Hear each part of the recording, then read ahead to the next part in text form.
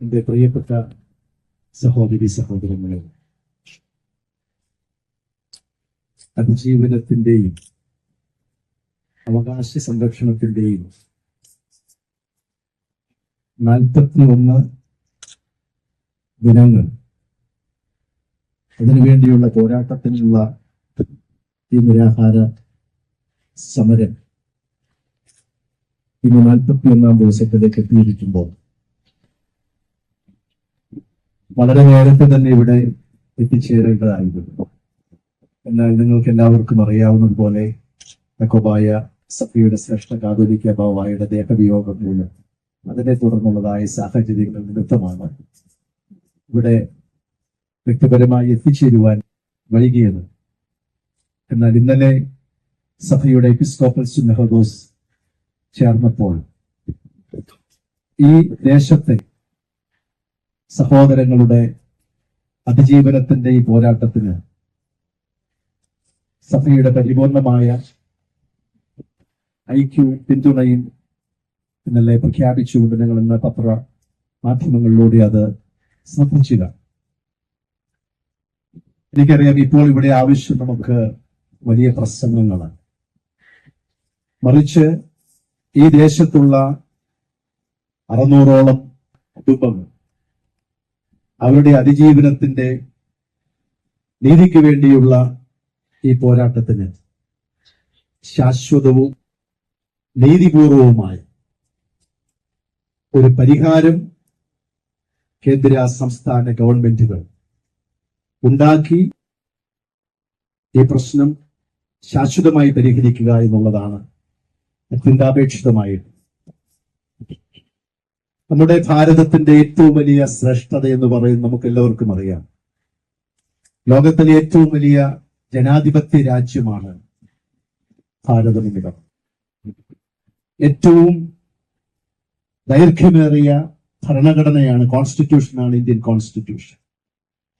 ആ ഭരണഘടന ഇവിടുത്തെ ഓരോ പൗരനും നൽകുന്നതായ അവകാശങ്ങൾ വളരെ വ്യക്തമായി അതിൽ പരാമർശിച്ചിട്ടുണ്ട്. അതിലൊന്നാണ് ഇവിടെ തങ്ങളുടെ അവകാശപ്പെട്ട ആ അവകാശങ്ങൾ സംരക്ഷിച്ചുകൊണ്ട് മുന്നോട്ട് പോകുവാനുള്ള ആ അവകാശം എന്ന് പറയുന്നത്.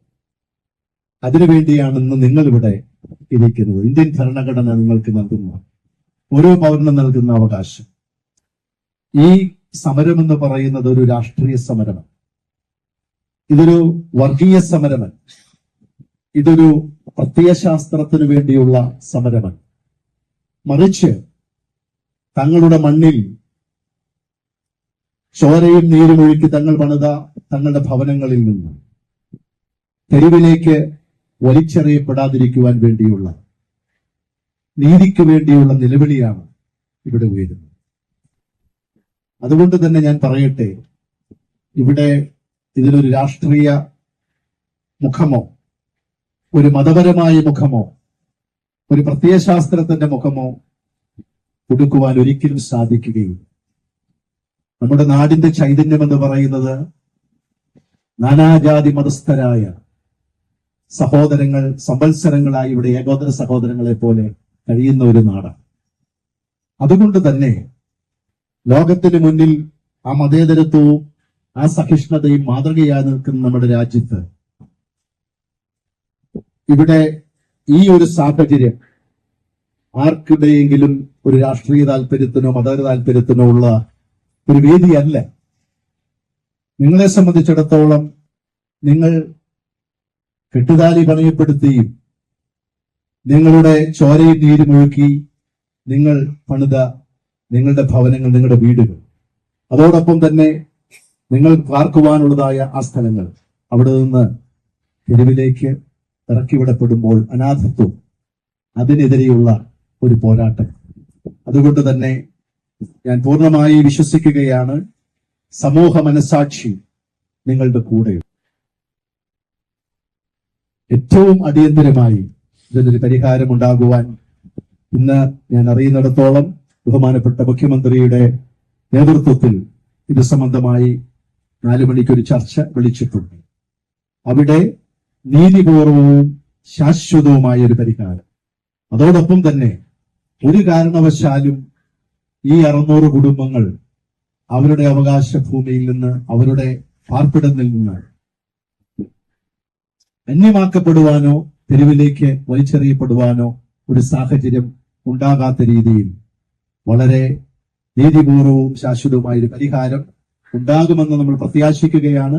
അതിന് എത്രയും വേഗം കേന്ദ്ര സംസ്ഥാന ഗവൺമെന്റുകൾക്ക് അതിനുള്ളതായ ഇച്ഛാശക്തിയോടുകൂടെ കക്ഷി രാഷ്ട്രീയ ഭേദമന്യേ എല്ലാവരും അതിന് സഹകരിച്ച് ആ കാര്യങ്ങൾക്ക് ഒരു പരിഹാരം ഉണ്ടാക്കി ഇതൊരു കൂടുതൽ സങ്കീർണമായ ഈ ദേശത്തിന്റെയും നമ്മുടെ നാടിന്റെയും ചൈതന്യം കെടുത്തുന്ന ഒരവസ്ഥയിലേക്ക് മാറ്റപ്പെടുവാൻ ഇടവരുത്താതെ ഒരു പരിഹാരം ഉണ്ടാകട്ടെ എന്ന് ആത്മാർത്ഥമായി പ്രാർത്ഥിച്ചുകൊണ്ട് യാക്കോബായ സുറിയാനി സഭയുടെ ഒരു പ്രതിനിധി എന്ന നിലയിൽ ആ സഭയുടെ ഞങ്ങളും സ്വന്തം ദേവാലയങ്ങളിൽ നിന്ന് തെരുവിലേക്ക് വലിച്ചെറിയപ്പെട്ടപ്പോൾ അതിന്റെ നൊമ്പരം അറിയുന്ന ഒരു ജനതയുടെ പ്രതിനിധിയായിട്ടാണ് ഞാൻ ഇവിടെ നിൽക്കുന്നത്.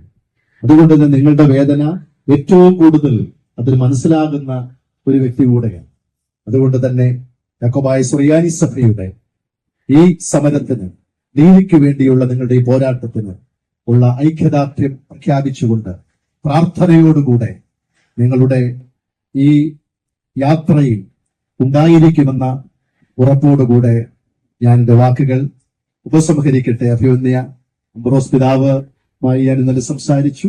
പ്രിയപ്പെട്ട ആന്റണി അച്ഛൻ ആയിട്ട് ഇന്ന് ഈ കാര്യങ്ങളെല്ലാം ക്രമീകരിച്ച് ഇന്നിവിടെ വരുവാൻ സാധിച്ചതിൽ ഒത്തിരി സന്തോഷമുണ്ട്. ഇവിടെ വന്നാലും ഇല്ലെങ്കിലും ഞങ്ങളുടെ പ്രാർത്ഥനയും പിന്തുണയും നിങ്ങളോട് കൂടെ എപ്പോഴും ഉണ്ടാകുമെന്ന്